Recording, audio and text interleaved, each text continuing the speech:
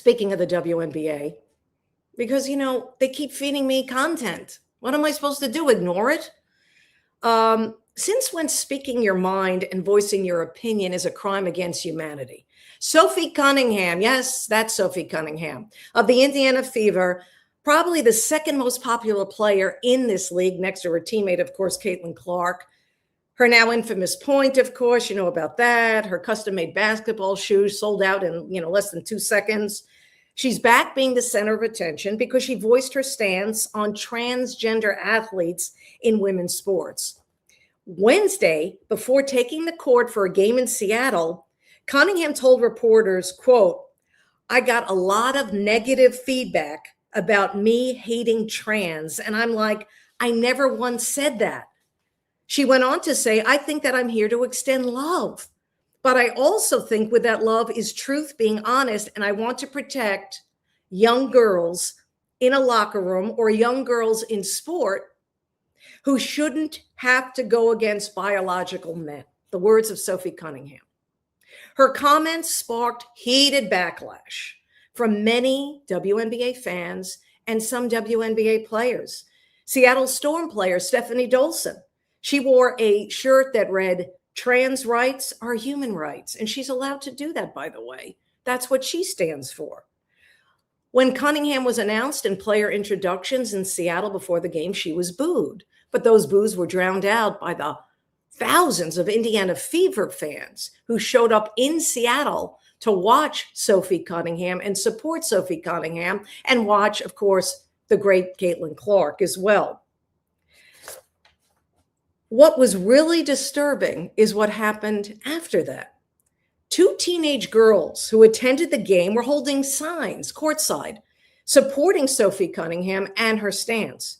The 2 teenage girls were confronted by Seattle Storm minority owner Celeste Keaton. Roll it, Dominic. Well, we were just sitting there with our signs that said, we love Sophie, thank you, Sophie, for speaking up. And so we were holding on, just watching the game. Again, we were being super great. We hadn't said anything to anyone else. We were being super respectful. We were just holding our signs and cheering for both teams. And this older lady comes up to us. And at first I think she's going to be nice. And then she asked, "What are you guys doing?" Or something like that. And then it was like, "Jesus loves everyone." That's what she told us. And I was like, "Oh, I know. I'm religious. I know. I know." Nice. Yeah. And she's like, "Oh, I hope Jesus can forgive you for what sin you've done," and something like that. And then she told us that we were effing insane, and that we and she's like, and she went insane. Yeah. She's like, you better stop this and stop pulling shit. this. Yeah. Yeah, that older lady that the 2 girls refer to is the co-owner, Celeste Keaton.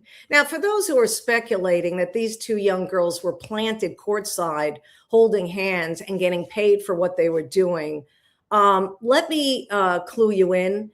Sadly, both sides of this fence do things like that. I'm going to believe that wasn't the case, but you could believe whatever you want to believe.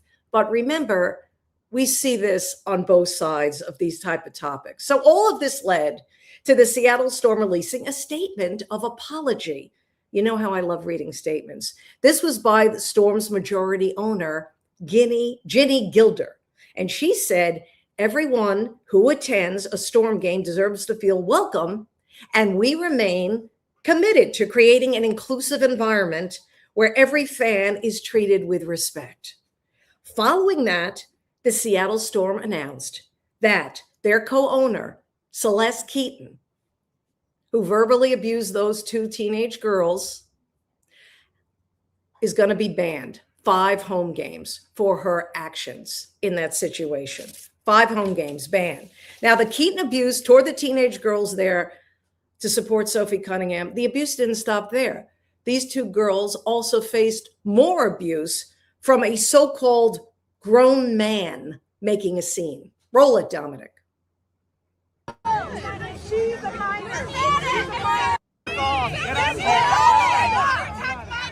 Get up.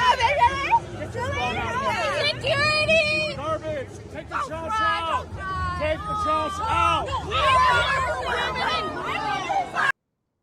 Calling these 2 girls trash. Again, I don't care what side of the fence you're on. but that you're supposed to be the adult in the room. The adults are supposed to be the adults in the room. It's crazy. Now, I'm sure, and I know this also, the majority of Seattle Storm fans are not lunatics. They're wonderful sports fans.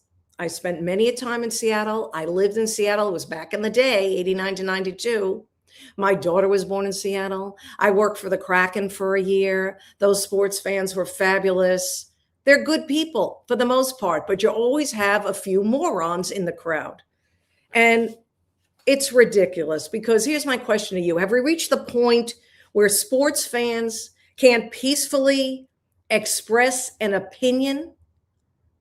Can they express an opinion without being shouted down? That's all I ask.